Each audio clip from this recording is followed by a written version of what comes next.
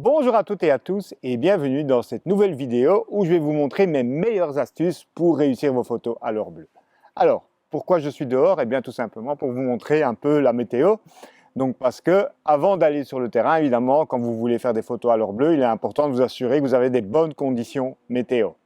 Pourquoi? Parce que si vous faites vos photos à l'heure bleue alors qu'il fait par exemple très nuageux, eh bien la lumière des villes va très vite se refléter sur les nuages et vous allez très vite avoir de la lumière orangée. Donc vous pourrez juste faire des photos au début de l'heure bleue, ce sera plus compliqué en fin d'heure bleue. Donc voilà. Alors pour ça, je vais utiliser mon smartphone et je vais vérifier la météo locale d'abord. Donc ici, je vais sur mon application météo, AccuWeather. Je suis à Roquebrune, voilà. Et donc on voit que le coucher de soleil est à 19h08, donc l'heure bleue va suivre évidemment. Et donc je vois qu'au niveau couverture nuageuse, 14%. Donc on va regarder ce qui est prévu par après. 10%, donc c'est en diminution. Et juste avant, voilà, on a du 5%. Donc enfin voilà, il n'y a pas trop de nuages, donc ça ne va pas nous gêner. En même temps, je regarde quelle température il fera, comme ça je peux me couvrir en conséquence. Et ce qui est important aussi, c'est le vent. Il y a des rafales de vent prévues jusqu'à 20 km/h. On va regarder à 19h, voilà.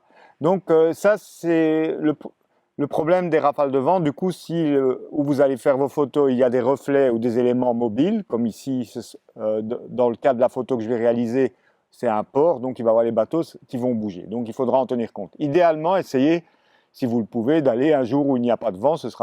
Vous aurez des plus beaux reflets et ce sera plus facile à gérer à la prise de vue.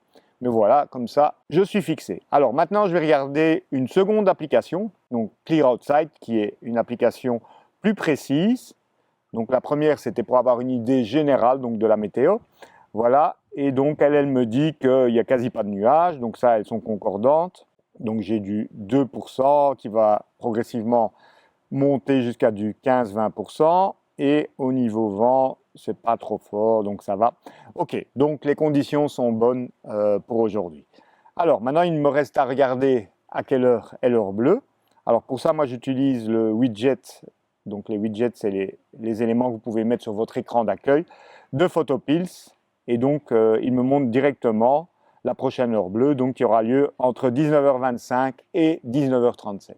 Je vous recommande vivement cette application, donc Photopills dont j'ai mis le widget. Il vous suffit d'aller ici sur Soleil et donc vous voyez ici plus de détails si vous en avez besoin. Voilà.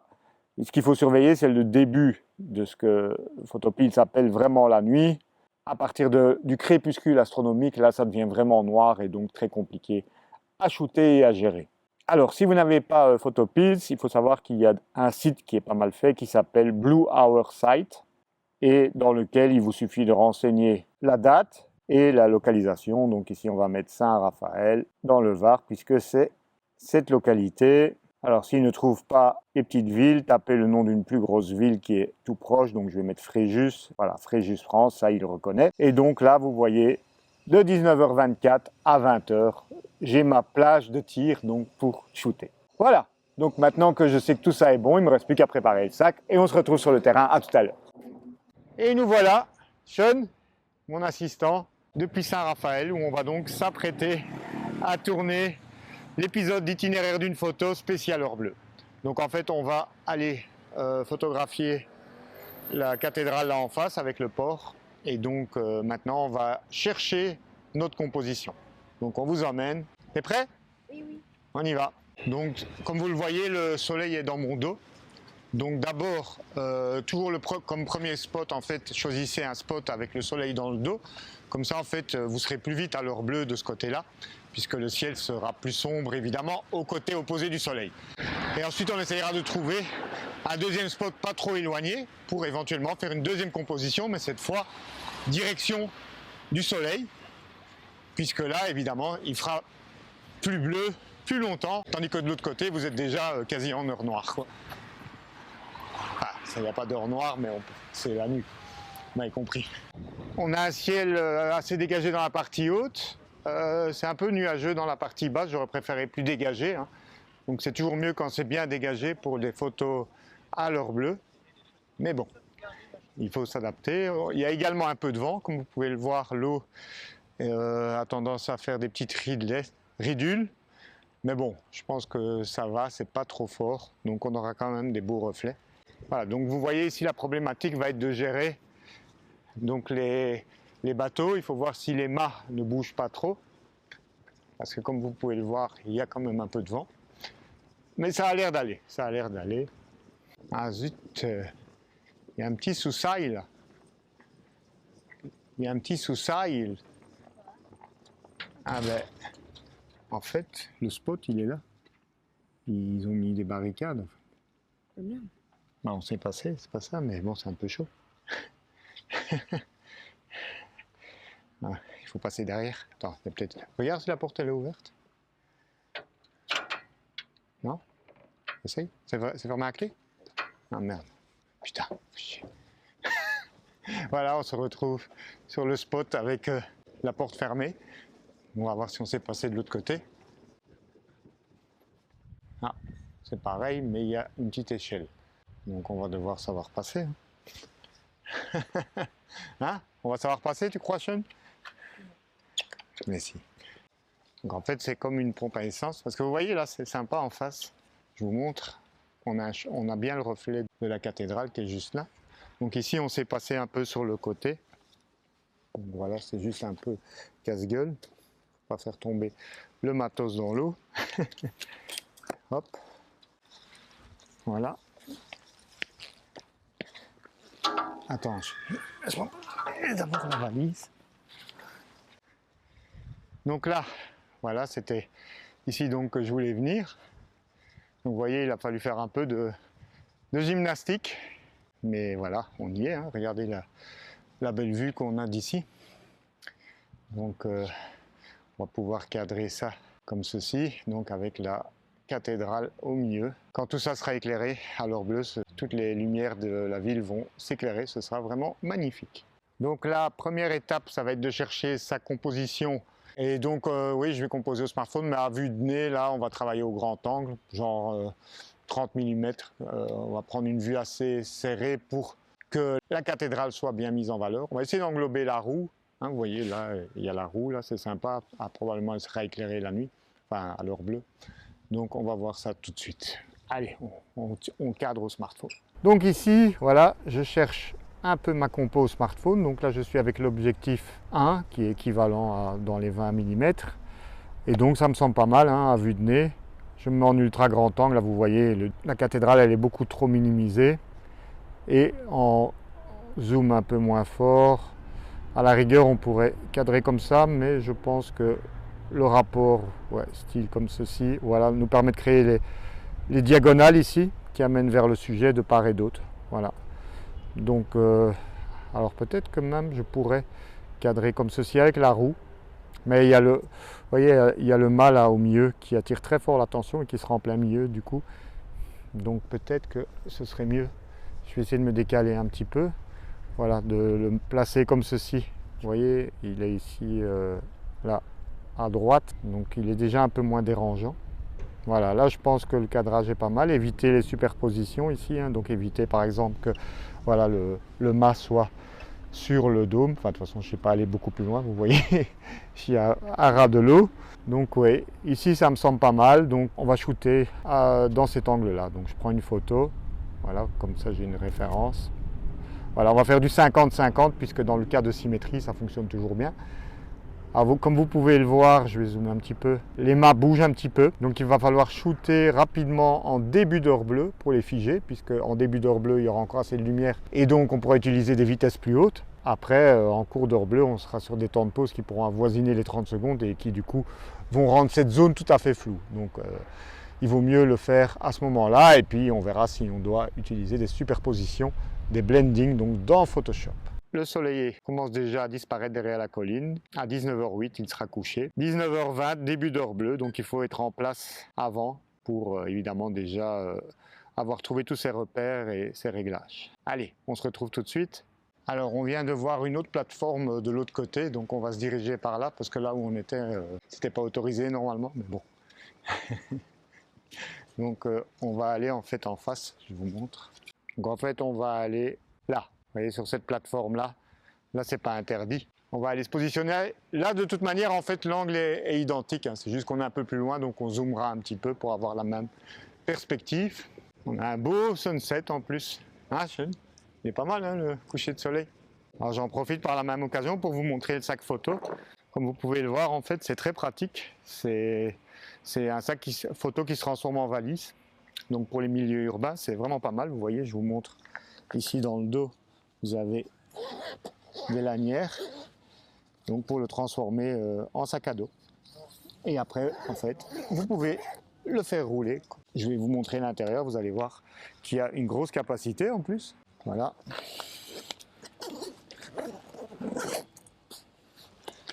Voilà, vous voyez que tout mon matos est rentré.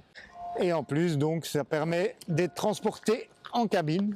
C'est de la marque Think Tank Airport Takeoff version 2 qui permet donc d'être transporté comme bagage à soute. Très pratique. Allez, let's go.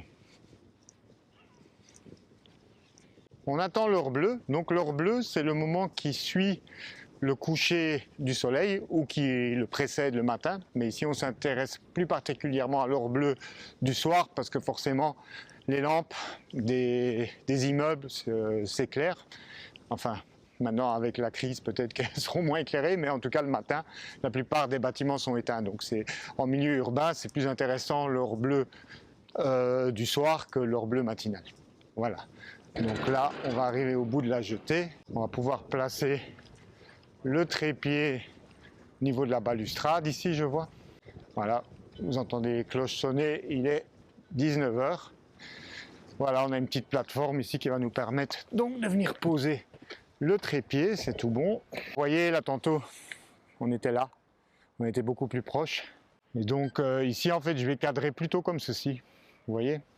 Donc, je vais inclure la roue cette fois. Donc, c'est une vue un peu différente. Mais c'est pas mal, hein, avec la roue. La roue est quand même intéressante, puisque comme vous pouvez le voir, je vais zoomer un petit peu, elle est éclairée.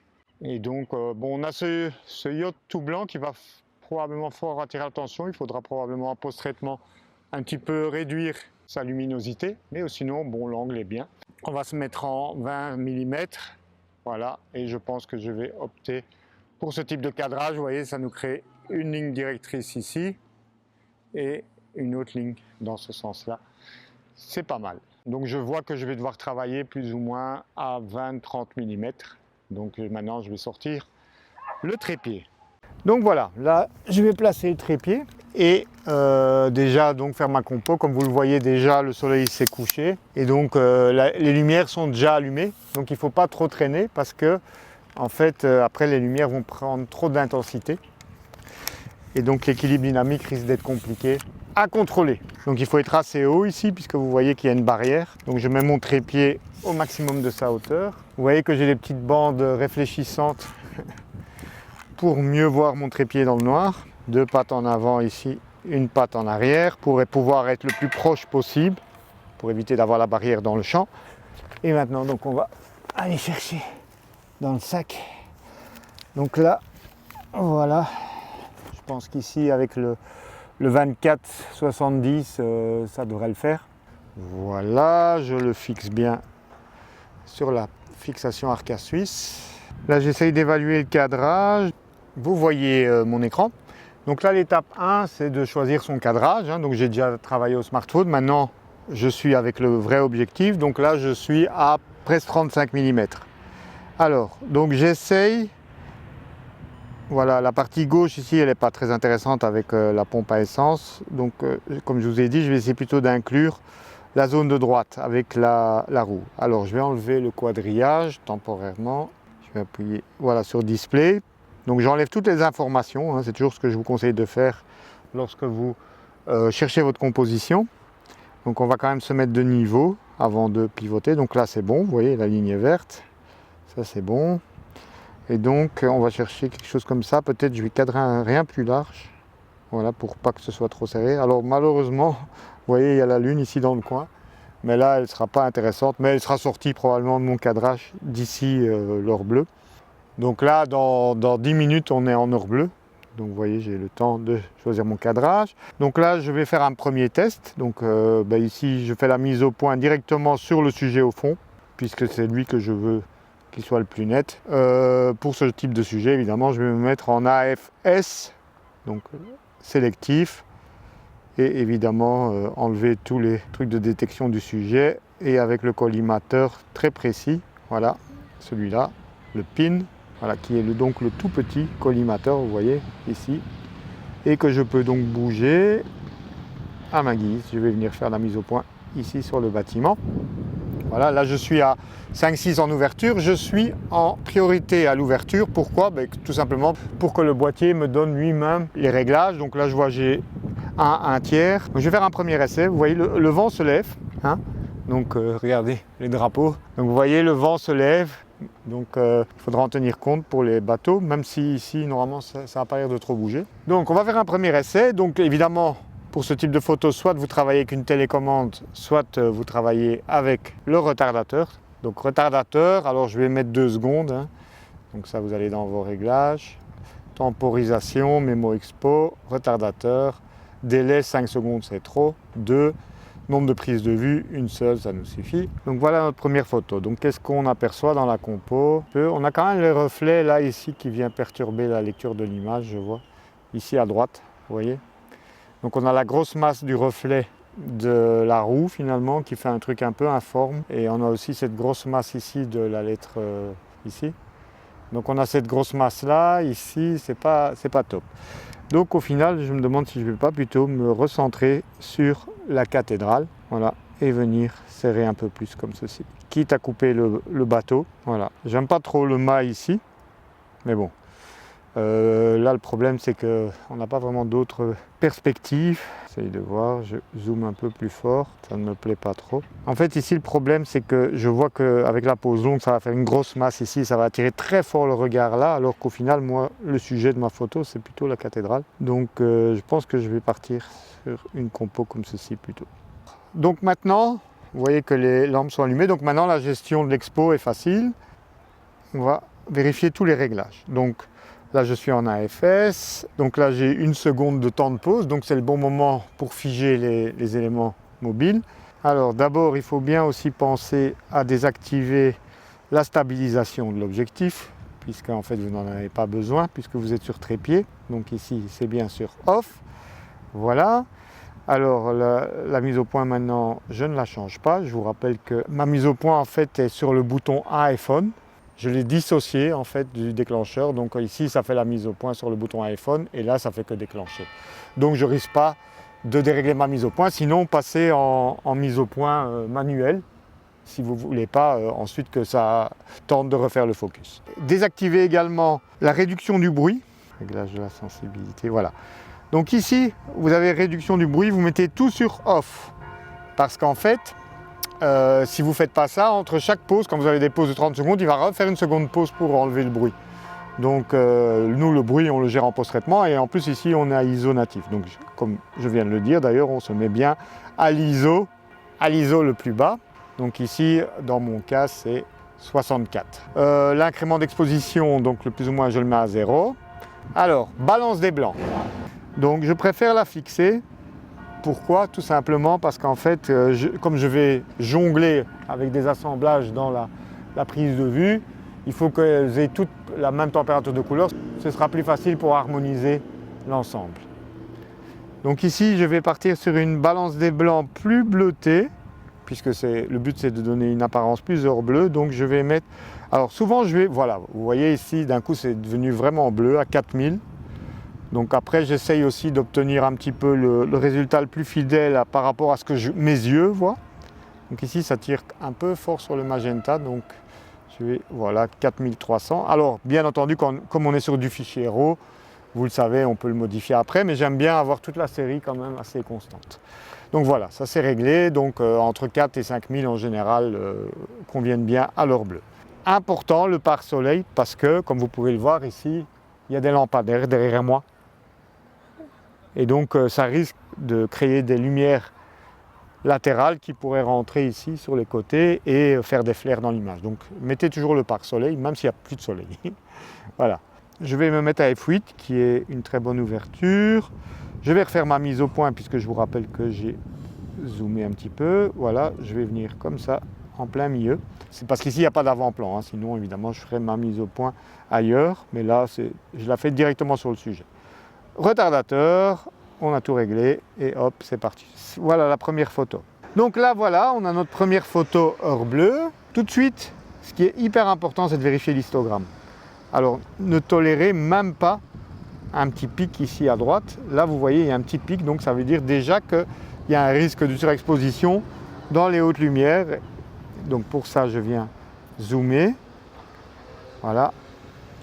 Donc il faut que vous repériez la zone la plus brillante dans l'image. Donc ici on voit clairement que c'est ici dans l'eau, hein, là. C'est cette zone-là qui risque le plus vite de cramer. Et donc on va regarder la photo qui a été prise et venir zoomer. Voilà, et on voit déjà qu'on a des pertes de détails. Regardez ici par exemple au niveau du lampadaire, vous voyez qu'ici on a perdu des détails. Donc qu'est-ce qu'il faut faire à ce moment-là? Eh bien il faut braqueter.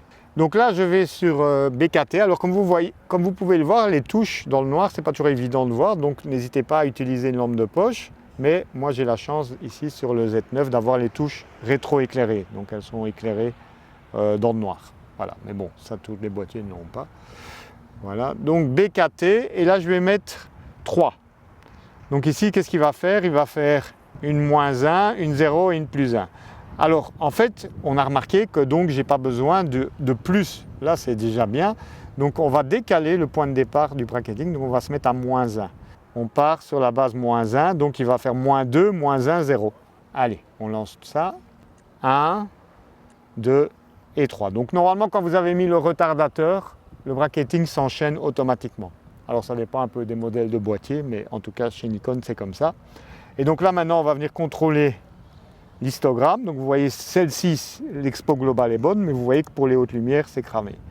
Et donc on a ici, voilà, là c'est bon. Donc regardez les zones qui étaient cramées là tantôt, maintenant elles sont déjà mieux. Est-ce qu'on peut faire mieux? Oui, je peux agrandir la plage de bracketing, donc je vais prendre 5 photos. Donc là, vous voyez, c'est tout sombre, mais c'est pas grave. On relance le truc.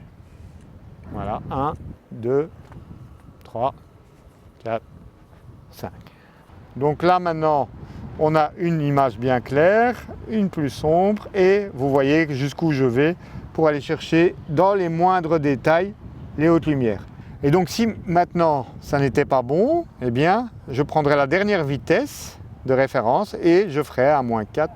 Je partirai encore sur du plus négatif, donc je partirai par exemple sur du -4 ou du -5. Mais ici ça suffit, mais voilà comment vous pouvez faire. Et si jamais ça ne suffit toujours pas, que même à -5 ça ne suffit pas, à ce moment-là en fait ce que vous faites, vous prenez en référence la dernière vitesse proposée par l'appareil en mode priorité à l'ouverture, vous passez en manuel.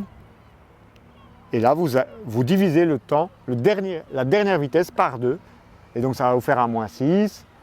Encore ensuite, vous divisez cette vitesse-là par 2, ça va vous faire un -7, et ainsi de suite, jusqu'à ce que vous avez des détails dans les zones des hautes lumières. Donc, il faut vraiment chaque fois venir zoomer dans les zones de haute lumière de votre image et voir que vous avez du détail.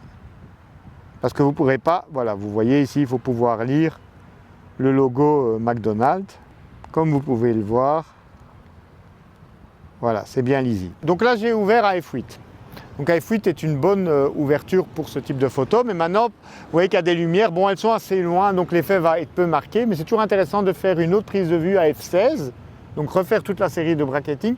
Pourquoi? Parce qu'en fait, les lampadaires vont être plus définis, plus en étoile. Mais ici, l'effet sera minime vu que c'est loin. Mais on va quand même tenter au cas où ça donnerait mieux. Donc là, je me mets à f16. Je refais exactement la même série. Donc vous voyez que là, on a des temps de pause de 13 secondes. Hein, donc ça va en même temps faire un effet pause longue et lisser l'eau. On va voir ce que ça donne. Donc comme je vous l'avais dit en début de vidéo, donc regardez par là, vous voyez que c'est vraiment sombre. On est à l'opposé du soleil. Et donc là, on est presque déjà en fin d'heure bleue. Alors que si vous vous retournez, regardez avec moi là, de l'autre côté, vous voyez que le ciel est encore tout clair. Donc si on avait un spot par là, bon ici on n'a pas eu le temps de chercher finalement parce qu'on s'était trompé au début avec la pompe d'essence, mais ça aurait pu être intéressant d'aller après de l'autre côté pour pouvoir encore faire une photo. Mais là vous voyez, on n'aura pas le temps de traverser, vu qu'il y a l'eau, on doit faire tout le tour. Mais comme ça vous vous rendez bien compte de shooter d'abord dans la direction opposée au lever du soleil et ensuite, si vous avez le temps, essayer de trouver une autre compo dans l'autre sens. Là, par exemple, on pourrait faire éventuellement, voilà, la compo avec cette structure qui est sympa, hein. Voilà. Vous voyez que là, on aurait encore le temps, dans 10 minutes, de pouvoir faire cette photo quand on a fini celle qui est donc de ce côté-là. Voilà. Donc, maintenant, on va regarder la série à f16 et on va voir si, au niveau donc des lampes, c'est plus intéressant. Voilà, vous voyez, les étoiles sont beaucoup plus définies. Donc, on va prendre une photo qui est plus sous-exposée, voilà, celle-ci, et on va venir zoomer sur les lampes et vous voyez que les branches sont vraiment en étoiles, donc beaucoup plus définies, comme je vous l'avais dit. Donc après, c'est une question de goût, hein. Alors, comme vous voyez, néanmoins, c'est surexposé. Donc là, j'ai laissé le bracketing automatique. Donc, ce qu'on va faire, on va refaire des négatifs. Donc, on va refaire une série de bracketing. Ou alors, ce qu'on peut faire, donc on va prendre la référence de la dernière pour éviter de perdre du temps. Donc là, on voit que la dernière, la plus sombre, était à 13 secondes. Donc, on va passer en manuel. Voilà. Et donc, 13 secondes divisé par 2, ça fait plus ou moins 6 secondes et demie. Voilà, on va mettre 6 puisqu'il n'y a pas des demi. On ne va pas se mettre en bracketing puisqu'en manuel, ça ne servira à rien. Voilà, c'est parti pour une seule photo. Donc vous voyez, quand la lumière baisse, il vaut mieux pas refaire toute la séquence de bracketing, sinon vous perdez du temps. Il vaut mieux calculer le temps de pause en manuel. Voilà, vous voyez ici, j'ai encore un très léger pic, donc je ne vais même pas chipoter. Je fais tout de suite, je redivise le temps par 2. Donc 6 divisé par 3. Donc là, je dois être bien sûr avant de 3 secondes, on en fait une. Je peux vite faire. Au plus vous divisez le temps, au plus ça va vite, entre guillemets. Et je ne vais même pas chipoter, puisque ça, tout va vite. J'en refais une avec un diaphragme en moins, donc 3 divisé par 2. 1,5. Comme il n'y a pas 1,5, ce sera 1,6 sur l'appareil, il n'y a pas de moins. Voilà. Et là, on va quand même aller vérifier, mais là, en théorie, à f16, on devra avoir des étoiles. Voilà, vous voyez. Et le tout avec des hautes lumières complètement récupérées. Donc, on verra après, évidemment, en post-traitement, comment récupérer tout ça. Voilà. Alors, maintenant, les éléments mobiles. Donc, normalement, je vérifie dans mes photos. Voilà, on va aller prendre les photos qui ont été prises en début. On va les vérifier évidemment avant de partir, au cas où. Et donc on va venir zoomer et vérifier que les éléments n'ont pas bougé. Donc vous voyez ici, les mâts sont parfaitement immobiles. Donc si besoin est, je pourrais venir chercher ces parties-là. Donc je vous montrerai ça en post-traitement. Voilà, ici on était sur des temps de pause assez brefs, donc logiquement ça n'a pas dû bouger des masses. On va vérifier parce que vous avez des palmiers aussi, hein, donc les feuilles pourraient avoir bougé. Et là ça va, c'est relativement immobile. Alors, chose qu'on peut faire également, si vous l'avez remarqué ou pas, regardez, devant la cathédrale, eh bien, il y a un beau poteau, hein, qui est très moche.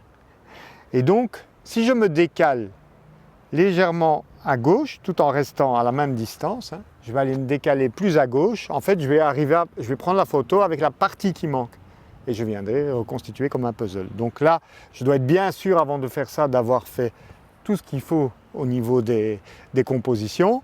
Donc encore une chose que je peux vite faire, c'est de faire une photo à pleine ouverture, dans l'éventualité où il y aurait des flares. Parce que si vous avez des flares, en fait, quand vous travaillez à pleine ouverture, les flares se voient beaucoup moins. Et donc, ça peut être utile. Voilà, pour ça, je vais me remettre en priorité ouverture pour gagner du temps et en bracketing tout de suite. Voilà, de 5, en partant sur une base négative de -1. Voilà, et c'est parti. Hop. En ouvrant à 2,8, en fait, si par exemple dans mon ciel il y a des flares, eh bien du coup, en fait, ils vont être beaucoup plus diffus. Et donc, je peux éventuellement utiliser le ciel qui a été pris à 2,8. Voilà, vous voyez, ça a été très vite. Et donc, je vérifie bien que j'ai toutes les expos. Et donc, si vous avez suffisamment de temps, vous pouvez répéter tout ce cycle. Donc, une photo à f8, et puis une photo à f16, et puis une photo à pleine ouverture pour réduire les éventuels risques de flares que vous ne verriez pas. Donc maintenant, je vais essayer de résoudre ce problème du poteau. Donc, je vais aller chercher le puzzle. Donc, suivez-moi. Voilà, vous voyez, je vais carrément me décaler ici à gauche. Voilà. Go. Donc là, je fais donc une photo supplémentaire. Donc évidemment, je remets tout bien niveau, je vérifie. Voilà. Hop. Ok. Je suis resté bien parallèle, alors je vais éclaircir l'image, donc pour ça j'augmente l'incrément d'exposition. Je mets +1 ou +2. Voilà, je fais ma mise au point. Et donc, comme vous pouvez le voir, hein, maintenant, en fait, le poteau, la partie gauche, en fait, ici, elle n'est plus devant le poteau. Et donc, je vais pouvoir venir chercher et constituer une sorte de puzzle. Donc, pour ça, je vais venir vérifier mes précédentes photos. Alors, de préférence, une qui est bien claire pour que je puisse voir la position du poteau. Donc, en fait, le poteau, ici, il ne recouvre pas la fenêtre de gauche, mais il recouvre la tour. Et donc, maintenant, je vais venir, c'est comme un puzzle. Je zoome, je vérifie, voilà.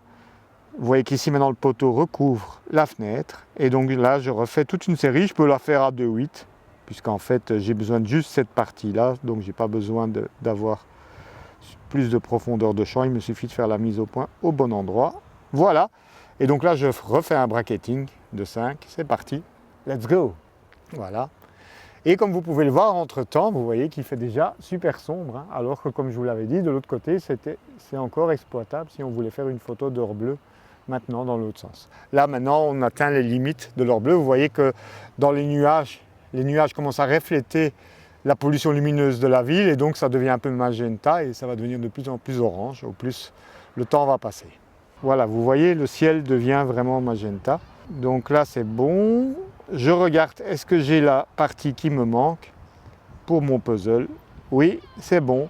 On a tout ce qu'il faut. Donc vous voyez, le shooting à l'or bleu nécessite vraiment de faire attention à pas mal de détails. Voilà, donc j'espère que cette vidéo itinéraire d'une photo vous aidera à réaliser vos photos d'or bleu.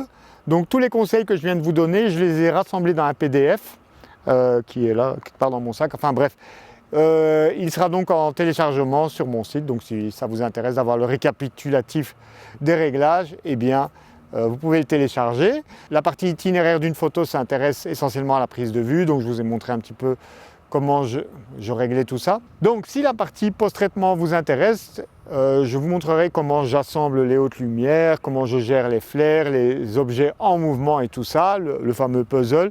Et je vous montrerai tout ça lors du workshop Or Bleu dont vous pouvez trouver les références ici dans la description si jamais ça vous intéresse. Voilà. J'espère que vous avez apprécié cette vidéo.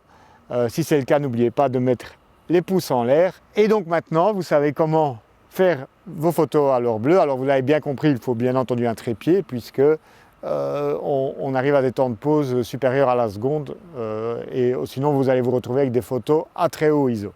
Alors si jamais vous n'avez pas eu le temps de faire vos photos au début et pour immobiliser les mâts, eh bien à ce moment-là, il faut le faire après, mais il faut donc monter en ISO et débruiter les photos avant de les assembler. Voilà, j'espère que ce type de vidéo vous aidera à réaliser de meilleures photos et je vous dis à très bientôt pour de nouvelles aventures et de nouveaux épisodes d'itinéraire d'une photo. Ciao, ciao!